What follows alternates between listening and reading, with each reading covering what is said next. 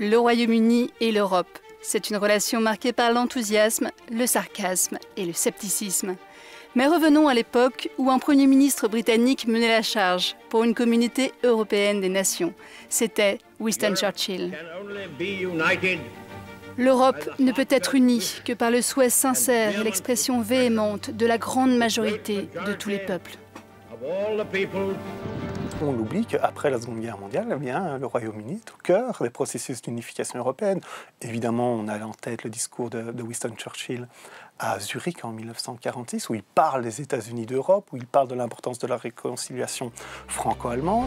Sur les cendres de la guerre, 6 membres posent les premiers jalons de ce qui deviendra la communauté européenne.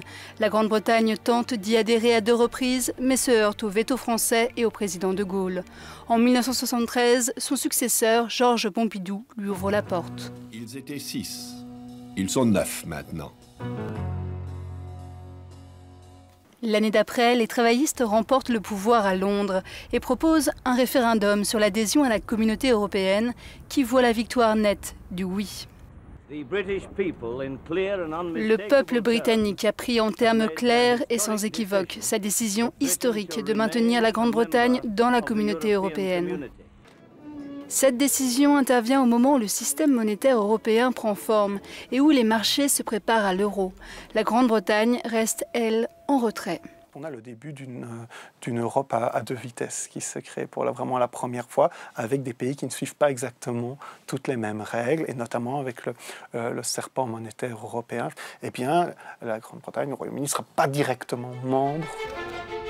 Dans les années 80, le Royaume-Uni prend le large avec un nouveau Premier ministre, Margaret Thatcher.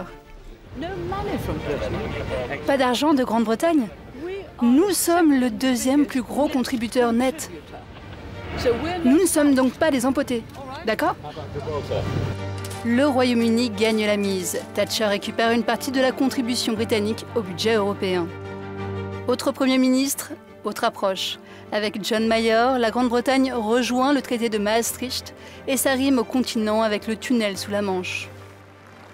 Continuons aujourd'hui à faire cause commune pour le bénéfice de l'humanité tout entière.